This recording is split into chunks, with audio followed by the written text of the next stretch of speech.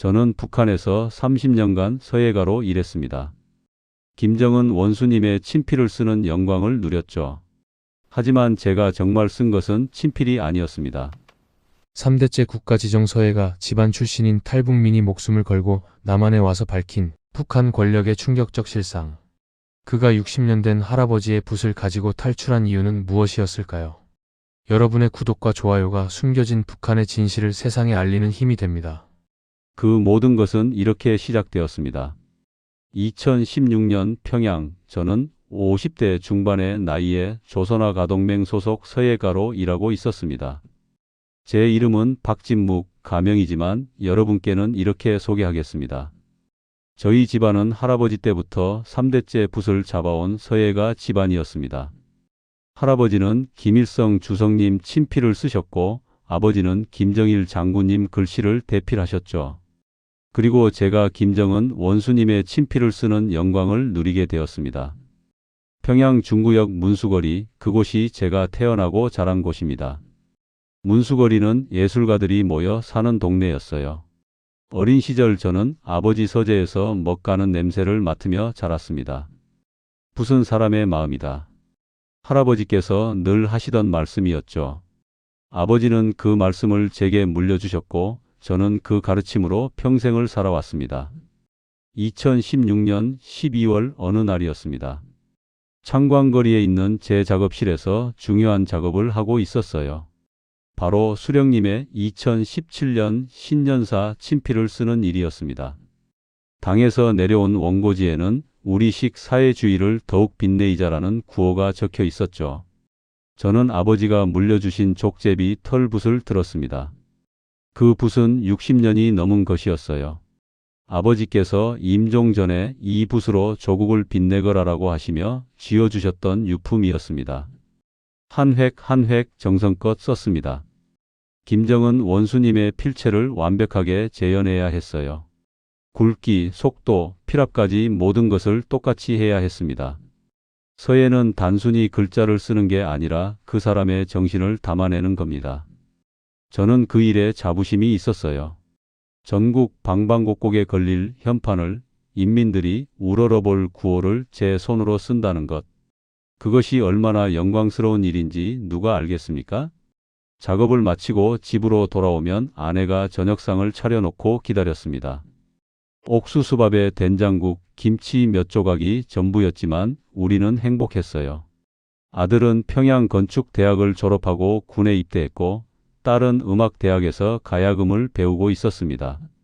아버지, 오늘도 수령님 글씨 쓰셨어요?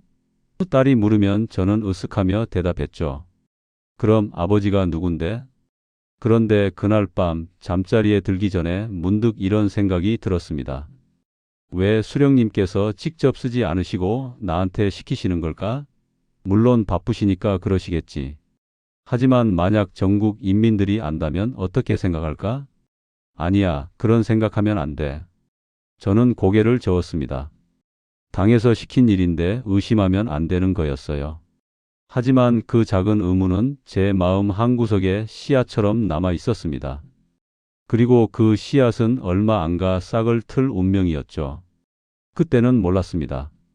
제 인생이 완전히 바뀔 일들이 곧 벌어질 거라는 것을요. 2017년 3월 제 인생에서 가장 끔찍한 날이 찾아왔습니다. 그날도 평소처럼 작업실에 나가 있었어요. 아침 9시쯤이었을 겁니다. 조선아가동맹당 비서가 황급히 들어왔습니다. 박동무, 긴급 작업이 내려왔소. 오늘 안으로 완성해야 하오. 비서가 건넨 종이를 펼쳐보는 순간 제 손이 떨렸습니다. 탈북 반역자 리철수 일가 처형, 조국을 배신한 자들에게 인민의 철퇴를 공개 처형장에 걸 현판 글씨를 쓰라는 거였어요. 이런 일이 처음은 아니었습니다. 1년에 몇 번씩 이런 글씨를 써야 했죠. 하지만 그날은 달랐어요. 리철수. 그 이름을 보는 순간 머릿속이 하얘졌습니다. 제 딸 은별이의 대학 룸메이트 이름이 리은경이었거든요. 설마 그의 아버지? 손이 부들부들 떨렸지만 저는 물어볼 수가 없었어요. 묻는 것 자체가 의심받는 일이니까요. 알겠습니다. 비서 동무. 오늘 오후까지 완성하겠습니다. 붓을 들었지만 손이 떨려서 글씨가 제대로 써지지 않았습니다. 평생 붓을 잡아온 제가 50년 넘게 한 번도 흐트러진 적 없는 이 손이 떨리다니. 여러분도 아시다시피 서예가에게 손 떨림은 치명적입니다. 하지만 그건 기술의 문제가 아니었어요. 제 양심이 떨리고 있었던 겁니다. 한 획 한 획 쓸 때마다 가슴이 찢어지는 것 같았습니다. 탈북반역자 처형이라는 글자를 쓸 때마다 제 손에서 피가 나는 것만 같았어요. 이건 그냥 글씨가 아니었습니다. 사람을 죽이는 칼이었어요. 그것도 죄도 없는 사람들을. 탈북한 건 리철수 혼자인데 왜 그 가족까지 죽여야 합니까? 오후 5시 겨우 작업을 마쳤습니다. 제가 평생 써온 글씨 중에 가장 아름다운 글씨였어요. 아이러니하게도 말입니다. 집으로 돌아오는 길에 딸한테 전화를 했습니다. 은별아, 너 룸메이트 은경이 요즘 학교 나와? 딸의 목소리가 떨렸어요. 아빠, 은경이 안 나온 지 일주일 됐어요. 보이부 사람들이 데려갔대요. 그 순간 전화를 끊었습니다. 더 이상 들을 수가 없었어요. 집에 들어와 저녁상을 마주했지만 밥이 목구멍으로 넘어가지 않았습니다. 아내가 물었죠. 여보, 무슨 일 있어요? 안색이 왜 그래요? 아무것도 아니요. 거짓말을 했습니다. 말할 수가 없었어요. 내가 오늘 뭘 했는지, 내 손으로 무슨 짓을 했는지. 그날 밤 잠을 이룰 수가 없었습니다. 눈을 감으면 제가 쓴 글씨가 보였어요. 탈북 반역자 리철수 일가 처형. 그 글씨 아래 리은경이 서 있는 모습이 보였습니다. 25살 우리 딸과 같은 나이의 그 아이가 총살당하는 모습이 머릿속에서 지워지지 않았어요. 새벽 4시 저는 일어나 작업실로 갔습니다. 아버지가 물려주신 그 60년 된 붓을 꺼내 들었어요. 그리고 한지에 글씨를 썼습니다. 미안합니다. 용서하십시오. 이 죄인을 용서하십시오. 밤새도록 같은 글씨를 수백 번 썼습니다. 눈물이 먹물에 섞여 흘러내렸어요. 그때 처음으로 깨달았습니다. 나는 예술가가 아니었구나. 나는 살인 도구였구나. 내 붓이, 내가 그토록 자랑스러워하던 이 붓이 사람을 죽이는 칼이었구나. 할아버지, 아버지, 선조들이 3대에 걸쳐 지켜온 이 예술이 권력의 칼날이 되어버렸구나. 며칠 뒤 소식이 들려왔습니다. 리철수의 처와 딸 리은경, 그리고 70이 넘은 노모까지 총살되었다고. 제가 쓴 그 현판 앞에서 말입니다. 그날 이후로 저는 달라졌습니다. 더 이상 제 붓을 자랑스럽게 여길 수 없었어요. 이 손으로 얼마나 많은 사람들을 죽였을까? 제가 쓴 구호 아래서 얼마나 많은 사람들이 희생되었을까? 그날부터 제 마음속에 하나의 결심이 싹트기 시작했습니다. 이 손으로 언젠가는 진실을 써야겠다고. 거짓이 아닌 진실을, 죽음이 아닌 생명을, 억압이 아닌 자유를 써야겠다고 말입니다. 리은경이 죽은 지 한 달쯤 지났을 때였습니다. 2017년 4월 어느 날 밤 딸한테서 급한 전화가 왔어요. 아빠, 나 어지러워요. 기숙사에서 쓰러졌는데. 목소리가 가늘게 떨리고 있었습니다. 아내와 함께 밤중에 택시를 잡아타고 평양의과대학 부속병원으로 달려갔어요. 응급실에 누워있는 딸을 보는 순간 가슴이 내려앉았습니다. 얼굴이 백지장처럼 하얗고 입술은 파랗게 질려 있었어요. 의사 선생이 나와서 말했습니다. 영양실조입니다. 한 달 넘게 제대로 못 드신 것 같은데요. 링거 마치고 영양제 처방해 드릴 테니 약국에서 사오십시오. 얼마입니까? 제가 물었죠. 중국 돈으로 100위안 정도 됩니다. 100위안이면 북한 돈으로 10만 원이 넘었어요. 제 한 달 월급이 5천 원인데 말입니다. 선생님, 조금 싸게 안 됩니까? 아내가 애원했지만 의사는 고개를 저었습니다. 이것도 싼 겁니다. 영양제가 얼마나 귀한 건데요. 결국 그날 밤 영양제는 구하지 못했어요. 다음 날 아침 아내가 금반지 하나를 팔아서 겨우 약을 샀습니다. 그 반지는 아내 어머니 유품이었어요.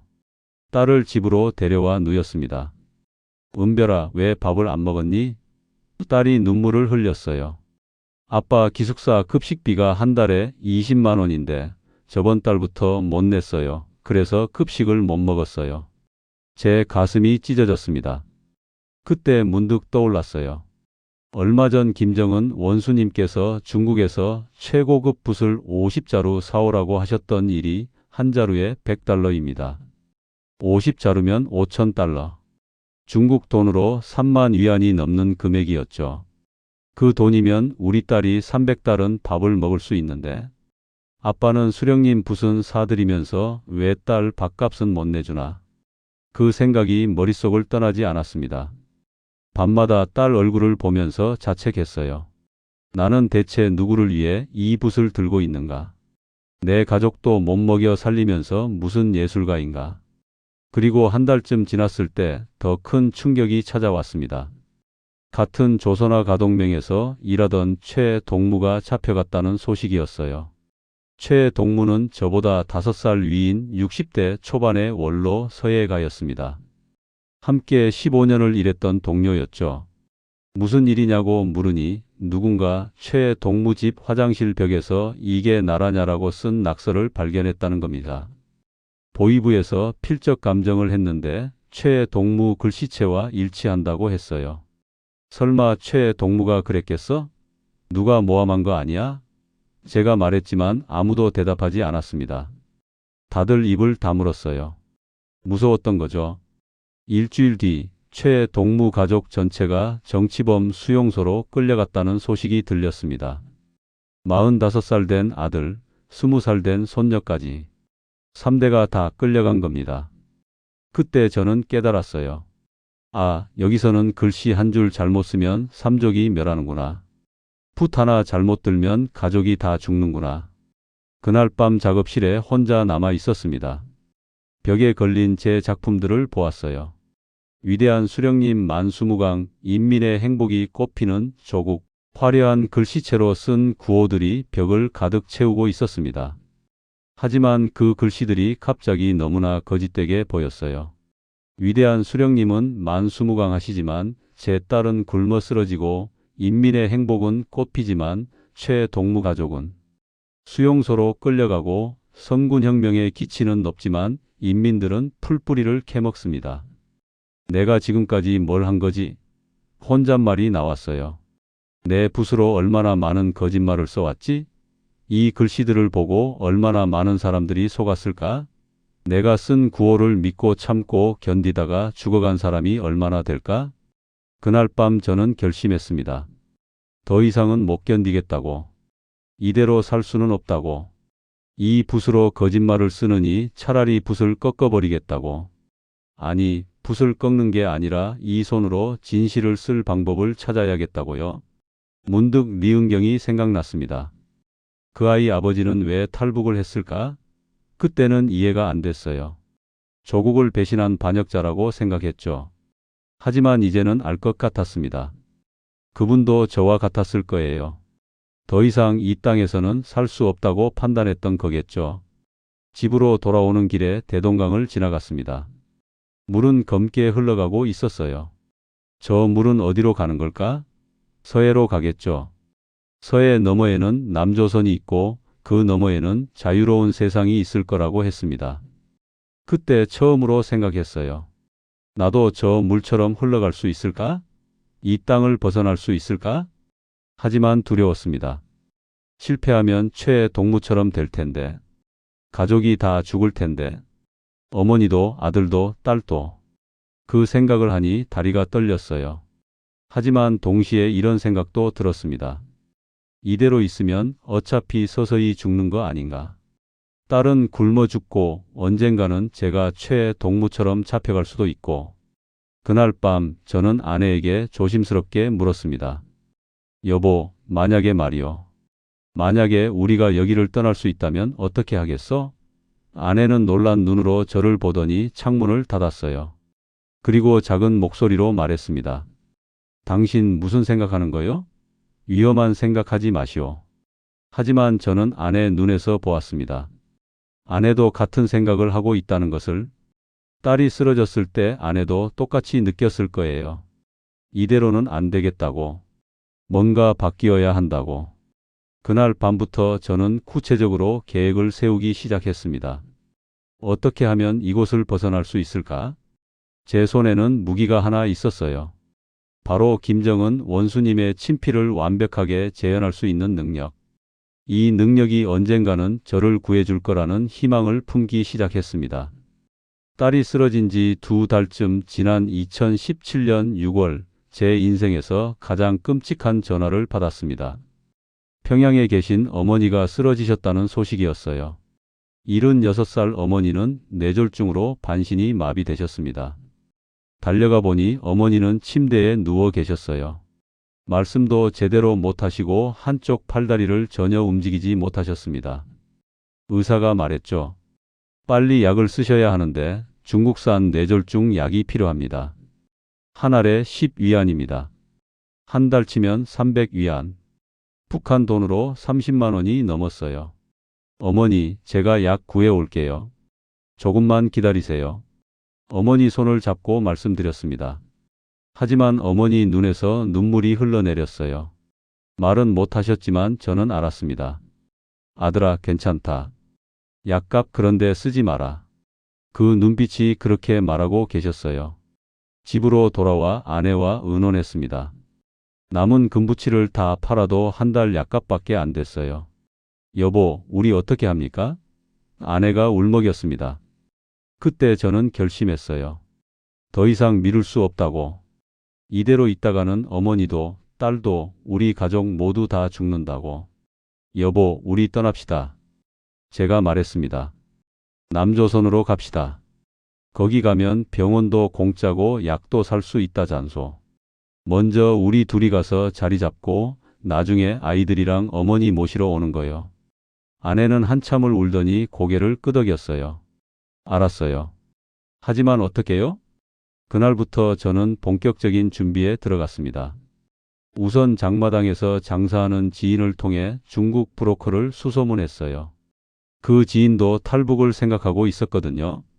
박 선생, 일단 신의주까지 가야 하는데 통행증이 있어야 해요. 그게 제일 문제예요. 통행증. 바로 그거였습니다. 제가 할 수 있는 일이. 저는 국가지정서예가였고 김정은 원수님 친필을 쓰는 사람이었습니다. 당연히 수령님 도장도 여러 번 받고 어떻게 생겼는지도 훤히 알고 있었어요. 문제는 위조가 발각되면 그 자리에서 총살이라는 거였죠. 밤마다 몰래 연습했습니다. 김정은 원수님의 친필로 특별 임무 수행 통행증을 쓰는 연습이었어요. 조선아가동맹 소속 박진묵 동무에게 평양-신의주 구간 특별 통행을 허가함. 혁명 선전물 제작을 위한 자료 수집 임무 내용은 그럴듯하게 꾸몄습니다. 한 글자 한 글자 정성껏 썼어요. 이건 제 인생을 거는 글씨였습니다. 한 획이라도 틀리면 죽는 거였죠. 여러분도 아시다시피 서예는 완벽해야 합니다. 특히 이런 문건은 더욱 그렇죠. 3개월 동안 매일 밤 연습했습니다. 수백 장을 쓰고 찍고 또 썼어요. 도장이 문제였습니다. 수령님 도장을 훔칠 수는 없는 노릇이었죠. 고민하다가 방법을 찾았어요. 예전에 작업하면서 받았던 문건들이 집에 몇 장 있었거든요. 거기서 도장 부분을 조심스럽게 잘라내서 새 종이에 붙이는 겁니다. 위험했지만 다른 방법이 없었어요. 그 과정에서 아버지 유품 붓을 또 사용했습니다. 60년 된 그 붓으로 제 인생의 마지막 거짓 글씨를 쓰는 거였죠. 아버지 용서하세요. 이 붓으로 거짓을 써서 미안합니다. 하지만 이번만큼은 저를 살리기 위한 거짓입니다. 붓을 들 때마다 아버지께 속으로 사과했어요. 2017년 9월 드디어 완성했습니다. 완벽한 위조 통행증이었어요. 누가 봐도 진짜처럼 보였습니다. 하지만 불안했죠. 검문소에서 전화 확인을 하면 어떡하나? 그런 생각을 하면 밤에 잠이 안 왔습니다. 브로커한테 돈을 건넸습니다. 아버지가 남기신 금반지 3개와 제가 모아둔 달러 500불이 전부였어요. 브로커가 말했습니다. 신의주 도착하면 제 동료가 기다리고 있을 겁니다. 두만강 건너는데 또 돈이 필요해요. 중국 돈 1000위안 준비하세요. 1000위안을 어떻게 마련하나 고민하다가 제 작품을 팔기로 했어요. 제가 쓴 김일성 주석 친필 작품이 있었거든요. 장마당에 암암리에 골동품 거래하는 사람들이 있었습니다. 이거 진품입니까? 네, 제가 직접 쓴 겁니다. 팔고 나니 마음이 편하더군요. 어차피 거짓말을 팔아온 인생이었으니까요. 출발 날짜를 2017년 10월 3일로 잡았습니다. 개천절 연휴 때 검문이 조금 느슨할 거라는 브로커의 조언이었어요. 출발 전날 밤 어머니를 찾아뵈었습니다. 어머니는 여전히 침대에 누워 계셨어요. 어머니, 제가 잠깐 지방 출장 다녀올게요. 혁명 선전물 제작 때문에요. 거짓말을 했습니다. 진실을 말씀드릴 수가 없었어요. 어머니 눈을 보는 순간 눈물이 났습니다. 혹시 이게 마지막이 아닐까? 다시는 어머니를 못 볼 수도 있겠다는 생각이 들었거든요. 어머니 사랑합니다. 제가 곧 돌아와서 약 사드릴게요. 꼭 나으실 거예요. 어머니 손을 꼭 잡았어요. 어머니가 제 손을 약하게 쥐셨습니다. 그리고 무언가 말씀하려고 하시는데 말이 안 나오셨죠. 하지만 저는 알았어요. 아들아, 조심해라. 살아서 돌아와라. 그렇게 말씀하시는 것 같았습니다. 아들한테 전화를 했습니다. 아들아, 아빠가 출장 갔다 온다. 할머니 잘 챙겨드려라. 네, 아버지. 다녀오세요. 아들 목소리를 들으니 가슴이 찢어졌어요. 딸한테도 전화했습니다. 은별아, 건강 챙기고 밥 꼭 먹어라. 네, 아빠. 걱정 마세요. 자식들한테 진실을 말하지 못했습니다. 말하면 위험해질까봐, 혹시라도 누설될까봐 두려웠어요. 하지만 마음속으로는 다짐했습니다. 꼭 살아서 너희들을 데리러 오겠다고. 아빠가 먼저 가서 안전한 곳을 만들어 놓고 너희들 부를 테니까 기다려라. 출발 당일 새벽 작업실에 마지막으로 들렀습니다. 아버지가 물려주신 60년 된 붓을 가방에 넣었어요. 이 붓만큼은 가져가야 했습니다. 언젠가 자유로운 땅에서 이 붓으로 진짜 제 마음을 쓸 날을 꿈꾸며 벽에 걸린 제 작품들을 마지막으로 봤습니다. 위대한 수령님 만수무강. 그 글씨를 보며 생각했어요. 이제는 안녕이다. 다시는 거짓을 쓰지 않겠다. 다음에 이 붓을 들 때는 진실만을 쓰겠다고 말입니다. 아내와 함께 집을 나섰습니다. 평양역에서 신의주행 기차를 탔어요. 가방 속에는 위조 통행증이 들어 있었습니다. 손이 부들부들 떨렸지만 참았어요. 이제 돌이킬 수 없는 강을 건너는 겁니다. 살아서 돌아오든지 죽든지 둘 중 하나였죠. 기차가 출발했습니다. 평양이 멀어지는 걸 보며 마음속으로 말했어요. 어머니, 아들아, 딸아, 미안하다. 하지만 아빠는 살고 싶다. 우리 가족 모두 살고 싶다. 조금만 기다려라. 꼭 돌아올게. 그렇게 저의 마지막 북한 여행이 시작되었습니다. 2017년 10월 3일 오전 8시 평양역에서 신의주행 기차에 올랐습니다. 기차 안은 사람들로 붐볐어요. 대부분 장사꾼들이었죠. 장마당에 팔 물건을 잔뜩 싸들고 중국 국경 근처로 가는 사람들이었습니다. 아내와 나란히 앉았어요. 아내 손이 차갑게 떨리고 있었습니다. 제 손도 마찬가지였죠. 하지만 티를 내면 안 됐어요. 평범한 출장 가는 부부처럼 보여야 했습니다. 여보, 괜찮소? 작은 목소리로 물었더니 아내가 고개를 끄덕였어요. 기차가 출발했습니다. 창밖으로 평양이 멀어졌어요. 대동강이 보이고 모란봉이 보이고 제가 평생 살아온 이 도시가 점점 작아졌습니다. 혹시 이게 마지막이 아닐까? 다시는 이 땅을 못 밟는 건 아닐까? 그런 생각을 하니 가슴이 먹먹해졌어요. 6시간을 달렸습니다. 오후 2시쯤 신의주역에 도착했어요. 내리는 순간부터 긴장이 극에 달했습니다. 여기서부터가 진짜 위험한 구간이었거든요. 신의주는 국경 도시라 검문이 삼엄했습니다. 역 출구에 보위부 검열대가 서 있었어요. 동무들 통행증 검사합니다. 일렬로 줄을 서서 기다렸습니다. 제 앞에 10명쯤 있었는데 한 명 한 명 검사하는데 오래 걸렸어요. 손에 쥔 가방이 땀으로 축축해졌습니다. 드디어 제 차례가 왔습니다. 통행증 내보이시오. 30대 중반으로 보이는 보이부원이었어요. 저는 침착하게 가방에서 서류를 꺼냈습니다. 제가 3개월 동안 밤마다 쓰고 또 쓴 그 위조 통행증이었죠. 보이부원이 서류를 받아들었습니다. 한 글자 한 글자 읽는 모습이 보였어요. 시간이 너무 천천히 가는 것 같았습니다. 1초가 1분 같고 1분이 1시간 같았어요. 제 심장이 터질 것 같았습니다. 조선화 가동맹? 보이부원이 고개를 들었어요. 네, 그렇습니다. 무슨 일로 신의주에? 혁명 선전물 제작을 위한 자료 수집입니다.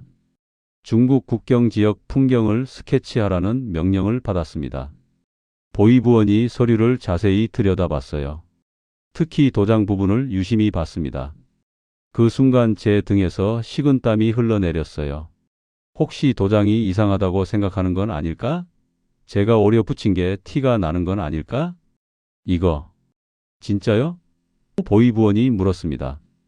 그 순간 제 심장이 멎는 줄 알았어요. 하지만 저는 50년 붓을 잡아온 서예가였습니다. 손 떨림을 숨기는 법을 알았죠. 동무, 수령님 친필을 의심하시오? 저는 오히려 당당하게 말했어요. 저는 국가지정 서예가요. 수령님 친필 작업을 하는 사람이요. 보이부원 얼굴이 굳어졌어요. 아, 그러시군요. 실례했습니다. 그리고 서류를 돌려줬습니다. 통과하시오. 그 말을 들은 순간 다리에 힘이 풀렸어요. 하지만 티 내면 안 됐습니다. 수고하시오. 침착하게 인사하고 걸어 나왔어요. 역 밖으로 나오는 순간 아내가 제 팔을 꽉 붙잡았습니다. 아내도 온몸이 떨리고 있었어요. 여보, 살았어. 작은 목소리로 말했습니다. 아직 멀었어. 정신 똑바로 차립시다. 브로커가 알려준 주소로 찾아갔습니다. 신의주 시내 한 골목에 있는 낡은 집이었어요. 문을 두드리니 50대로 보이는 남자가 나왔습니다. 박 선생이시오? 그렇소. 들어오시오. 그 집 지하실에서 이틀을 숨어 지냈습니다. 브로커가 말했어요. 오늘 밤 11시에 출발합니다. 두만강까지 차로 1시간이요. 거기서 강을 건너는 겁니다. 알겠소. 제 목숨을 맡긴 낯선 사람이었지만 믿을 수밖에 없었어요. 밤 10시 짐을 챙겼습니다. 아버지가 물려주신 60년 된 붓을 가방 깊숙이 넣었어요. 이것만은 꼭 지켜야 했습니다. 언젠가 자유로운 땅에서 이 붓으로 진짜 제 마음을 쓸 날을 위해. 11시 정각 낡은 트럭이 집 앞에 섰습니다. 빨리 타시오. 브로커가 재촉했어요. 트럭 짐칸에 숨었습니다. 우리 부부 외에도 4명이 더 있었어요. 모두 탈북을 시도하는 사람들이었죠. 트럭이 출발했습니다. 덜컹거리는 길을 1시간쯤 달렸을 겁니다. 그러다 갑자기 섰어요. 검문이다. 조용히 해. 브로커가 속삭였습니다. 모두 숨을 죽였어요. 트럭 밖에서 군인 목소리가 들렸어요. 어디 가는 거요? 국경 초소에 물자 배달하러 갑니다. 브로커가 대답했어요. 짐칸 열어봅시다. 그 순간 모두 얼어붙었습니다. 짐칸 문이 열렸어요. 손전등 불빛이 들어왔습니다. 우리는 짐 뒤에 최대한 몸을 숨겼어요. 군인이 손전등으로 짐칸을 비췄습니다. 심장이 터질 것 같았어요. 제발 발각되지 마라. 마음속으로 수없이 빌었습니다. 뭐 이렇게 짐이 많소? 네, 초소 1달치 식량입니다. 그래, 가시오. 천만다행으로 군인이 짐을 자세히 뒤지지 않았어요. 문이 닫히고 트럭이 다시 출발했습니다. 30분쯤 더 갔을까요? 트럭이 멈춰 섰어요. 다 왔습니다. 내리시오. 밖으로 나오니 캄캄한 숲이었습니다. 멀리서 물소리가 들렸어요. 두만강이었습니다. 저 강만 건너면 중국입니다. 브로커가 말했어요. 지금 밤 12시 30분. 순찰대가 교대하는 시간이라 30분 정도 틈이 있습니다. 그 안에 건너야 해요. 빨리 갑시다. 숲길을 10분쯤 걸으니 강변이 나왔습니다. 생각보다 강이 넓어 보였어요. 지금 물이 얕은 편입니다. 허리까지밖에 안 와요. 하지만 물살이 세니 조심하시오. 제가 먼저 물에 들어갔습니다. 10월 밤 강물은 얼음처럼 차가웠어요. 발이 시려서 감각이 없을 정도였습니다. 아내 손을 꽉 잡았어요. 여보, 넘어지지 마시오. 제가 잡고 있을 테니. 한 걸음 한 걸음 조심스럽게 걸었습니다. 물살이 세서 중심을 잡기가 어려웠어요. 강 중간쯤 왔을 때 갑자기 아내가 비틀거렸습니다. 여보, 황급히 붙잡았어요. 둘 다 넘어질 뻔했죠. 그때 멀리서 불빛이 보였습니다. 순찰대다. 빨리. 브로커가 소리쳤어요. 우리는 물속에서 웅크렸습니다. 숨소리도 내지 않았어요. 손전등 불빛이 강 위를 훑고 지나갔습니다. 1분이 지났을까요? 불빛이 멀어졌어요. 지금이다. 뛰시오. 남은 힘을 다해 강을 건넜습니다. 드디어 반대편 강변에 발을 디뎠어요. 중국 땅이었습니다. 강변에 주저앉았습니다. 온몸이 물에 젖어 부들부들 떨렸어요. 추위 때문인지 긴장 때문인지 알 수 없었습니다. 아내가 제 품에 안겼어요. 둘 다 울고 있었습니다. 여보, 우리 살았어. 아내가 떨리는 목소리로 말했어요. 그렇소. 살았어. 하늘을 올려다봤습니다. 같은 하늘인데 왠지 다르게 보였어요. 이제 저는 자유의 땅에 서 있었습니다. 하지만 동시에 죄책감이 밀려왔어요. 어머니, 아들, 딸, 그들을 두고 온 것이. 하지만 이건 끝이 아니라 시작이었습니다. 제가 먼저 가서 길을 만들고 반드시 그들을 데려올 거예요. 그날까지 저는 살아야 했습니다. 가십시다. 브로커가 재촉했어요. 중국에 있다고 안전한 건 아니었으니까요. 오히려 여기서부터가 진짜 시작이었습니다. 젖은 옷을 입은 채 캄캄한 중국 땅을 걷기 시작했습니다. 자유를 향한 긴 여정의 첫걸음이었습니다. 두만강을 건너 중국 땅에 발을 디딘 건 2017년 10월 4일 새벽 1시쯤이었습니다. 젖은 옷을 입은 채 2시간을 걸어 어느 마을에 도착했어요. 조선족이 사는 동네였습니다. 브로커가 우리를 한 집으로 데려갔죠. 여기서 며칠 쉬다 가시오. 옷 갈아입고 몸 좀 녹이시오. 70대로 보이는 조선족 할머니가 맞아주셨어요. 아이고 고생했네. 얼른 들어와서 따뜻한 물이라도 마시게. 할머니 사투리가 북한말과 비슷해서 반가웠습니다. 할머니가 끓여주신 옥수수죽을 먹었어요. 그렇게 맛있는 죽은 처음이었습니다. 배가 고파서이기도 했지만 살았다는 안도감이 더 컸죠. 할머니 고맙습니다. 고맙긴 다 같은 민족인데. 우리 아버지도 북에서 오셨어. 하지만 안심할 수는 없었어요. 브로커가 경고했습니다. 여기도 중국공안 단속이 심해요. 탈북자 잡히면 바로 북송됩니다. 절대 밖에 나가면 안 돼요. 일주일 후에 다시 연락할 테니 그때까지 숨어 계세요. 일주일을 그 집 골방에 숨어 지냈습니다. 낮에는 소리도 내지 못했어요. 이웃들이 의심할까 봐요. 밤에만 조용히 움직였습니다. 할머니가 몰래 밥을 갖다 주셨어요. 조심해야 해. 여기도 밀고 하는 사람들이 있어. 그 일주일 동안 제 인생을 돌아봤습니다. 52년을 북에서 살았어요. 서예가로 25년을 일했고 김정은 원수님 친필을 7년 동안 썼죠. 하지만 이제 그 모든 게 끝났습니다. 이제 저는 아무것도 아니었어요. 그냥 불법 체류자일 뿐이었죠. 일주일 후 브로커가 다시 왔습니다. 이제 연길로 가야 해요. 거기서 일자리 구해서 돈 좀 벌어야 합니다. 한국 가려면 브로커비가 더 필요해요. 1인당 1000달러씩은 있어야 해요. 연길시로 이동했어요. 거기서 또 다른 조선족 집에 숨었습니다. 그 집 주인이 일자리를 알아봐 줬어요. 건설 현장 막노동이 있는데 할 수 있겠어? 네, 하겠습니다. 선택의 여지가 없었죠. 다음 날부터 건설 현장에 나갔습니다. 52년 인생에서 처음으로 삽을 들었어요. 평생 붓을 잡아온 손이었는데 말입니다.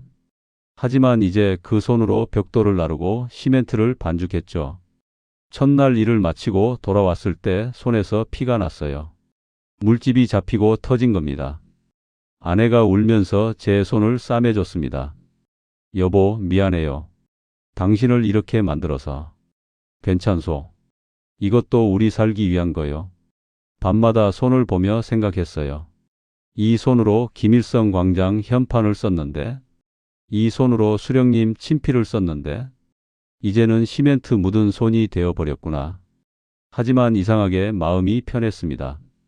적어도 이제는 거짓말을 쓰지 않아도 되니까요. 한 달을 그렇게 일했습니다. 하루 8시간 일하고 중국 돈 100위안을 받았어요. 한국 돈으로 2만 원쯤 됐죠. 한 달 일해서 600위안을 모았습니다. 하지만 브로커비 2,000달러에는 한참 모자랐어요. 어느 날 현장 감독이 제게 물었습니다. 아저씨, 글씨 좀 쓸 줄 아세요? 우리 회사 간판 글씨 쓸 사람이 필요한데. 순간 가슴이 뛰었어요. 네, 조금 할 줄 압니다. 그럼 한번 써보시오. 종이와 붓을 받았습니다. 중국 붓이라 북한 붓과 달랐지만 붓은 붓이었어요. 50년 만에 다시 붓을 잡았습니다. 건설공사 유한공사라고 썼어요. 한 글자 한 글자 정성껏 썼습니다. 오, 이거 대단한데요? 전문가 아니에요? 감독이 놀라워했어요. 예전에 좀 배웠습니다. 그럼 앞으로 우리 회사 간판이나 현판 작업 맡아주시오. 한 건당 500위안 드릴까?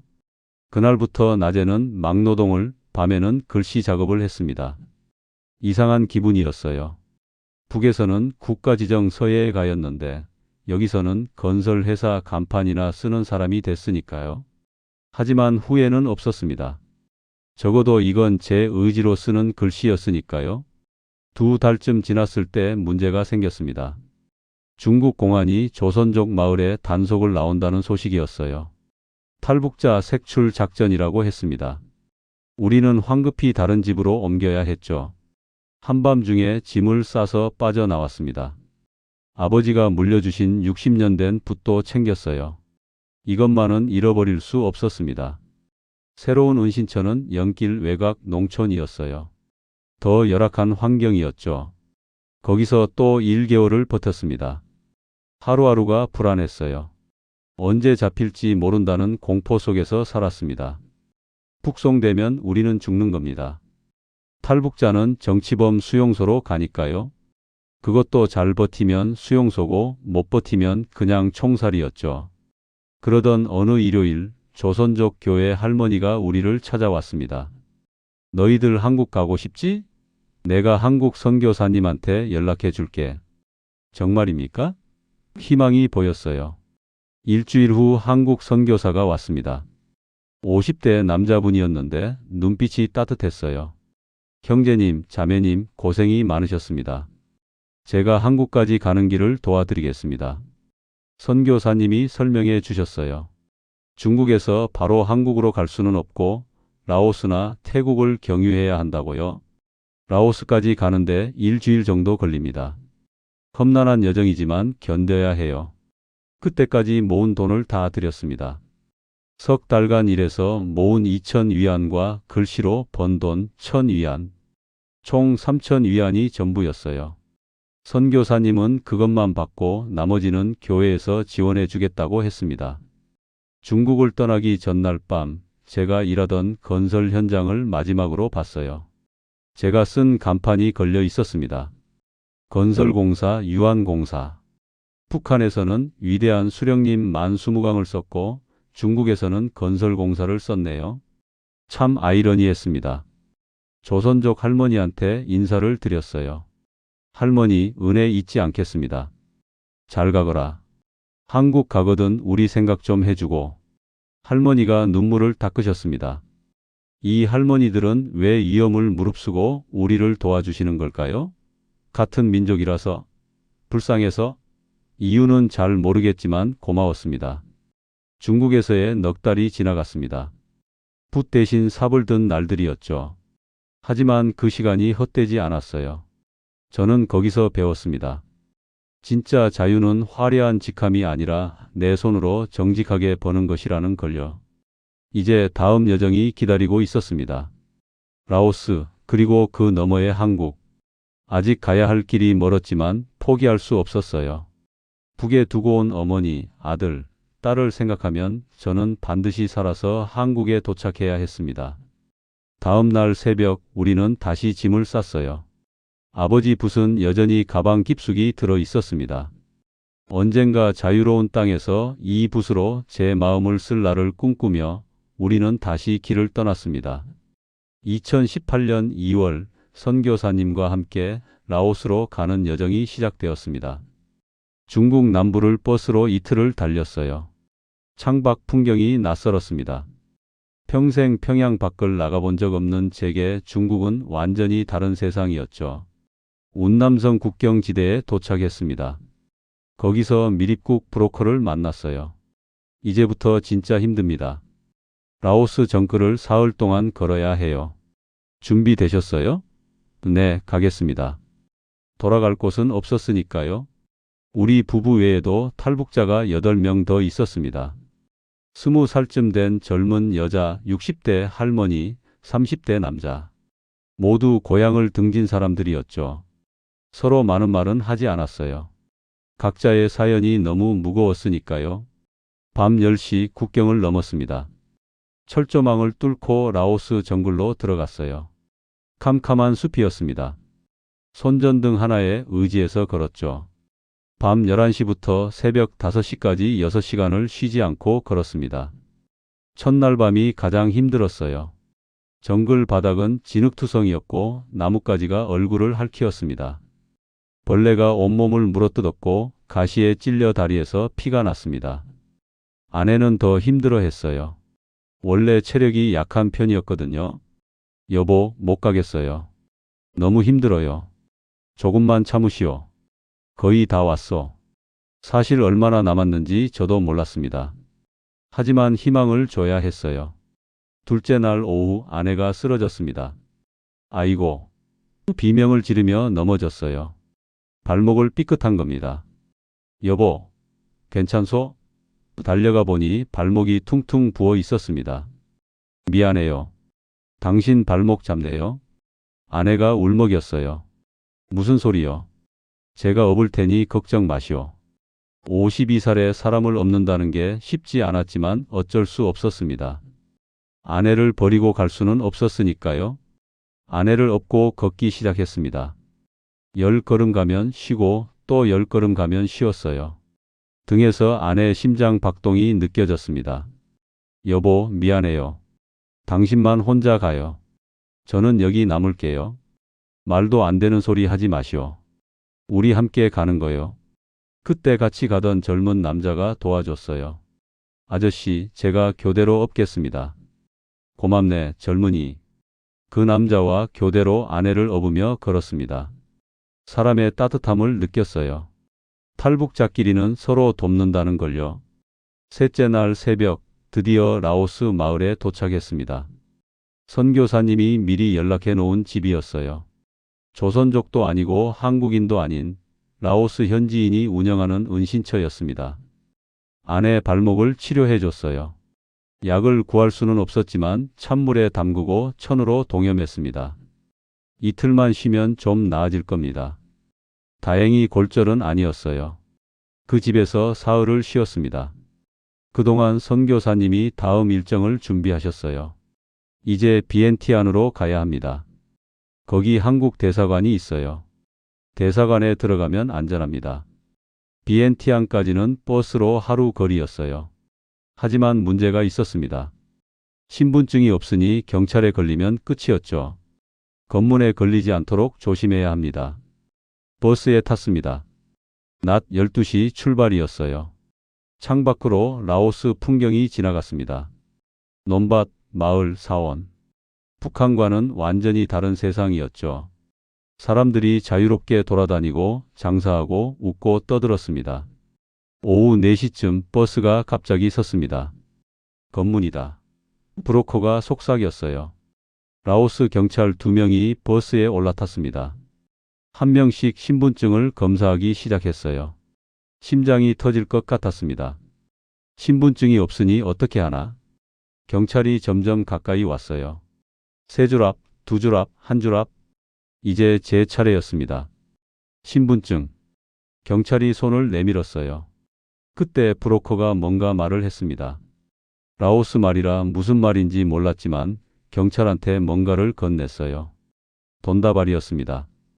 경찰이 돈을 받더니 고개를 끄덕였어요. 그리고 우리를 보지도 않고 지나갔습니다. 뇌물이었던 겁니다. 나중에 들으니 브로커가 100달러를 줬다고 했어요. 목숨값이 100달러였던 거죠. 저녁 8시 비엔티안에 도착했습니다. 큰 도시였어요. 불빛이 환했고 차가 많았습니다. 내일 아침 한국 대사관으로 갑니다. 오늘은 여기서 자고요. 브로커가 우리를 작은 여관으로 데려갔어요. 그날 밤 잠을 이룰 수가 없었습니다. 내일이면 한국 대사관이다. 거기만 들어가면 안전하다. 하지만 불안했어요. 마지막 순간에 뭔가 잘못될 수도 있지 않을까? 새벽 5시에 일어났습니다. 아내도 깨어 있었어요. 여보, 오늘이면 끝이요. 네. 꿈만 같아요. 우리는 서로를 꼭 안았습니다. 여기까지 오는데 넉 달이 걸렸어요. 북한을 떠난 게 작년 10월이었으니까요. 아침 8시 택시를 탔습니다. 한국 대사관으로 가주세요. 브로커가 라오스 말로 말했어요. 택시가 출발했습니다. 10분쯤 갔을까요? 큰 건물 앞에 섰습니다. 태극기가 보였어요. 저기입니다. 아내가 소리쳤어요. 대한민국 국기가 바람에 펄럭이고 있었습니다. 눈물이 났어요. 저 깃발, 평생 적국의 깃발이라고 배워온 저 깃발이 이렇게 아름다워 보일 줄은 몰랐습니다. 택시에서 내렸습니다. 대사관 정문까지 100m 정도 남았어요. 빨리 뛰세요. 브로커가 재촉했습니다. 우리는 뛰기 시작했어요. 100m, 50m, 20m. 정문 앞에 경비가 서 있었습니다. 저희는 탈북자입니다. 도와주세요. 제가 소리쳤어요. 경비가 놀란 표정으로 우리를 봤습니다. 안으로 들어오세요. 대사관 문이 열렸습니다. 그 문을 넘어서는 순간 저는 알았어요. 우리가 살았다는 것을, 이제 안전하다는 것을, 다시는 북으로 끌려가지 않는다는 것을요. 대사관 직원이 나왔습니다. 어서 오세요. 고생 많으셨습니다. 한국말이었어요. 북한말과 비슷하지만 억양이 달랐습니다. 하지만 같은 말이었어요. 우리 민족 언어였습니다. 감사합니다. 정말 감사합니다. 아내가 울면서 말했어요. 저도 울었습니다. 남자가 이렇게 우는 모습 보이면 안 되는데 참을 수가 없었어요. 넉 달간의 긴장이 풀린 거죠. 대사관 안으로 들어갔습니다. 깨끗한 건물이었어요. 에어컨이 나오고 물도 시원했습니다. 직원이 물어봤습니다. 한국으로 가시겠어요? 네. 꼭 가고 싶습니다. 그럼 절차가 필요합니다. 신원 확인하고 서류 작성하고요. 한 달 정도 걸릴 겁니다. 한 달이요? 괜찮습니다. 기다리겠습니다. 한 달이든 두 달이든 상관없었어요. 이제 안전하니까요. 그날 밤 대사관 숙소에서 잤습니다. 침대가 있고 이불이 있었어요. 북에서 떠난 이후 처음으로 제대로 된 침대에서 잔 겁니다. 여보, 우리 해냈어. 네, 해냈어요. 하지만 마음 한구석이 아팠습니다. 북에 두고 온 어머니, 아들, 딸. 그들은 지금 어떻게 지내고 있을까? 제가 떠난 걸 알고 얼마나 놀랐을까? 혹시 처벌받는 건 아닐까? 그 생각을 하니 잠이 오지 않았어요. 아들아, 딸아, 어머니. 아빠가 먼저 갔다. 미안하다. 하지만 꼭 길을 만들어서 너희들 데려올게. 조금만 기다려라. 마음속으로 수없이 되뇌었습니다. 창밖으로 비엔티안 야경이 보였어요. 불빛이 반짝이는 도시. 자유로운 세상. 이제 저는 여기 있습니다. 하지만 진짜 자유는 가족이 함께할 때 완성되는 거겠죠. 그날까지 저는 포기하지 않을 겁니다. 한 달 후면 한국입니다. 대한민국. 제가 평생 적국이라고 배워온 그곳. 하지만 이제는 알아요. 그곳이 제게 자유를 줄 유일한 곳이라는 것을요. 2018년 4월 12일 인천공항에 도착했습니다. 비행기에서 내리는 순간 다리가 후들거렸어요. 평생 비행기를 타본 적이 없었거든요. 라오스에서 한국까지 5시간. 그 짧은 시간이 50년 인생의 마침표이자 새로운 시작이었습니다. 공항 밖으로 나왔을 때 처음 본 것이 편의점이었어요. 24시간 불이 켜져 있다는 게 신기했습니다. 여보, 저기 밤 11시인데도 가게가 열려 있어. 그러게요. 신기하네요. 북에서는 밤 9시면 모든 게 닫는데 말이죠. 통일부 직원이 우리를 하나원으로 데려갔습니다. 경기도 안성에 있는 하나원. 탈북민 교육시설이었어요. 여기서 석 달 동안 정착 교육을 받으시게 됩니다. 한국 사회에 적응하는 법을 배우는 거죠. 하나원 첫날 밤 방에 혼자 앉아 있었습니다. 창밖으로 한국 풍경이 보였어요. 자동차 불빛이 계속 지나갔습니다. 밤인데도 사람들이 자유롭게 돌아다니고 있었죠.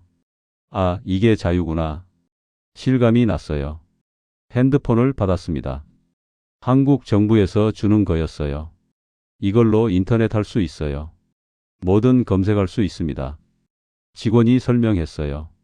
저는 떨리는 손으로 검색창에 북한 소식이라고 쳤습니다. 수많은 기사가 나왔어요. 김정은 동향, 북한 인권, 탈북자 이야기. 북에서는 절대 볼 수 없던 내용들이었죠. 그리고 제 심장이 멎는 듯한 기사를 봤습니다. 조선아 가동맹 서예가 탈북, 가족 연좌제로 처벌. 손이 떨렸어요. 기사를 읽어 내려갔습니다. 박씨 가족 평양에서 추방, 지방으로 강제 이주. 제 아들과 딸 이름이 거기 있었어요. 다행히 수용소는 아니었지만 평양에서 쫓겨난 겁니다. 그날 밤 잠을 이룰 수가 없었습니다. 아들아, 딸아, 미안하다. 아빠 때문에 고생한다. 하지만 기다려라. 아빠가 돈 벌어서 꼭 너희 빼내올게. 천장을 보며 수없이 다짐했어요. 하나원에서 석 달을 보냈습니다. 한국어 교육, 컴퓨터 교육, 취업 교육. 모든 게 새로웠어요. 특히 자유라는 개념이 낯설었습니다. 여기서는 말하고 싶은 거 다 말해도 돼요. 정부 비판에도 잡혀가지 않아요. 강사가 말했죠. 정말 그럴까 싶어서 조심스럽게 물어봤습니다. 대통령 욕해도 됩니까? 네, 물론이죠. 표현의 자유가 있으니까요. 믿기지 않았어요. 북에서는 수령님 이름만 잘못 불러도 수용소인데요. 어느 날 수업 시간에 선생님이 물었습니다. 북한에서 무슨 일 하셨어요? 서예가였습니다. 오, 그럼 글씨 잘 쓰시겠네요. 한국에서도 서예가 하실 건가요? 글쎄요. 할 수 있을까요? 그날 밤 가방에서 아버지 붓을 꺼냈습니다. 60년 된 그 붓, 두만강을 건널 때도 라오스 정글을 걸을 때도 함께였던 붓. 붓털이 좀 상했지만 아직 쓸만했어요. 종이를 펼치고 붓을 들었습니다. 무슨 글을 쓸까 고민하다가 한 글자를 썼어요. 자유. 한자로 쓴 자유였습니다. 한 획 한 획 정성껏 썼어요. 이건 북에서 쓴 구호와 달랐습니다. 이건 제 마음이었어요. 2018년 7월 하나원을 수료했습니다. 서울 은평구에 작은 원룸을 얻었어요. 정부 지원금으로 시작하는 새 삶이었죠. 방 하나, 부엌 하나. 작았지만 자유로운 제 공간이었습니다. 일자리를 구해야 했어요. 52살의 서예가 경력으로 뭘 할 수 있을까? 고민하다가 동대문 장충동에 있는 서예 학원에 찾아갔습니다. 혹시 강사 자리 있습니까? 원장님이 제 글씨를 보더니 놀라워했어요. 이거 실력이 대단한데요? 어디서 배우셨어요? 북에서 국가지정 서예가였습니다. 오, 그럼 여기서 일해 보시겠어요? 일주일에 사흘만 나오셔도 됩니다. 그렇게 서예 강사 일을 시작했습니다. 한 달에 150만 원. 북에서 1년 월급보다 많은 돈이었어요. 처음 월급 받은 날 편의점에 들어가 컵라면을 샀습니다. 1,800원. 제 돈으로 제가 원하는 걸 산 겁니다. 학원에서 어르신들에게 서예를 가르쳤어요. 60대, 70대 어르신들이었죠. 선생님, 북한에서 오셨다면서요? 거기는 어때요? 궁금해 하셨어요. 저는 조심스럽게 말씀드렸습니다. 자유가 없습니다. 여기는 좋은 곳입니다. 어느 날 한 할아버지가 말씀하셨어요. 나도 6.25 때 피난 내려왔네. 고향이 함경도인데 평생 못 가봤어. 그 할아버지 눈에 눈물이 고였어요. 언젠가는 통일되겠지? 그때 가보고 싶네. 그럼요, 할아버지. 꼭 통일될 겁니다. 제가 대답했어요. 하지만 마음속으로는 의문이었습니다. 정말 통일될까? 제가 살아있을 때 고향 평양을 다시 볼 수 있을까? 2019년 한국 생활 1년이 지났습니다. 많은 게 달라졌어요. 한국말 억양이 조금 자연스러워졌고, 지하철 타는 법도 익혔고, 스마트폰도 능숙하게 다루게 됐습니다. 하지만 여전히 낯선 것들이 많았어요. 특히 마트에 갈 때마다 놀랐습니다. 물건이 넘쳐나는 게 신기했어요. 사과가 몇십 종류, 쌀이 몇십 종류. 북에서는 배급으로 주는 거 먹었는데 여기는 고르는 재미가 있었죠. 하지만 동시에 죄책감도 들었어요. 북에 있는 사람들은 굶고 있는데 말이죠. 2020년 한국 생활 2년차에 탈북민 서예 교실을 시작했습니다. 무료로 탈북민들에게 서예를 가르치는 거였어요. 여러분, 붓을 들면 마음이 차분해집니다. 북에서 있었던 일들을 잊고 새로운 시작을 할 수 있어요. 제자들이 모였습니다. 20살부터 70살까지 모두 북을 떠나온 사람들이었죠. 우리는 말하지 않아도 서로를 이해했어요. 같은 아픔, 같은 그리움, 같은 희망을 공유했으니까요. 어느 날 한 제자가 물었습니다. 선생님, 북에 있는 가족 생각 안 나세요? 매일 생각하지. 솔직하게 대답했어요. 어머니, 아들, 딸. 하루도 안 생각하는 날이 없네. 하지만 지금은 어쩔 수 없어. 언젠가 만날 수 있을 거야. 2021년 유튜브 채널을 시작했습니다. 탈북 서예가의 자유로운 북글씨. 제가 직접 글씨를 쓰면서 북한 이야기를 하는 채널이었어요. 처음에는 구독자가 100명도 안 됐지만 서서히 늘어났습니다. 선생님 글씨 보면 마음이 편해져요. 북한 이야기 들으니 통일이 꼭 필요하다는 걸 알겠어요. 댓글을 보면서 보람을 느꼈어요. 제 이야기가 누군가에게 도움이 된다는 것이. 2022년 처음으로 북에서 소식이 왔습니다. 중국에 있는 브로커를 통해서였어요. 제 딸이 보낸 편지였습니다. 손편지를 사진으로 찍어 보낸 거였죠. 아버지, 저는 잘 있어요. 오빠도 잘 있고요. 할머니는 작년에 돌아가셨어요. 아버지 보고 싶다고 하시다가 가셨어요. 아버지, 저희 언제 만날 수 있을까요? 보고 싶어요. 편지를 읽으며 울었습니다. 어머니가 돌아가셨다니. 마지막 인사도 못 드리고, 약 한 알 사드리지 못하고, 죄책감이 밀려왔어요. 내가 좀 더 빨리 돈을 벌었더라면 좀 더 빨리 어머니를 모셔올 수 있었을 텐데. 하지만 포기할 수 없었습니다. 아들과 딸은 살아 있으니까요. 언젠가 그들을 만날 수 있을 거예요. 통일이 되든 아니면 제3국에서 만나든 그날까지 저는 포기하지 않을 겁니다. 지금은 2025년입니다. 한국 온 지 7년째예요. 이제 59살이 됐습니다. 머리에 흰머리가 늘었고 주름도 깊어졌죠. 하지만 마음은 젊습니다. 자유로우니까요. 요즘은 서울 종로구에 작은 서예 공방을 냈습니다. 자유서 예원이라는 이름이에요. 거기서 한국 사람들과 탈북민들에게 서예를 가르칩니다. 제가 이 자유를 얻기 위해 얼마나 많은 것을 잃었는지. 어머니를 잃었고 자식들과 헤어졌고 고향을 떠났습니다. 하지만 후회는 없어요. 다시 선택해도 같은 길을 갈 겁니다. 언젠가 통일이 되면 평양으로 돌아가서 김일성 광장에 현판을 쓰고 싶습니다. 저는 오늘도 붓을 듭니다. 아버지가 물려주신 60년 된 붓으로요. 이 붓은 할아버지로부터 3대를 이어온 붓입니다. 북에서는 거짓을 썼지만 이제는 진실을 씁니다. 자유로운 땅에서 자유로운 마음으로요. 여러분 감사합니다. 제 이야기를 들어주셔서요. 우리는 같은 민족입니다. 언젠가 다시 하나가 될 그날을 꿈꾸며 저는 오늘도 붓을 듭니다.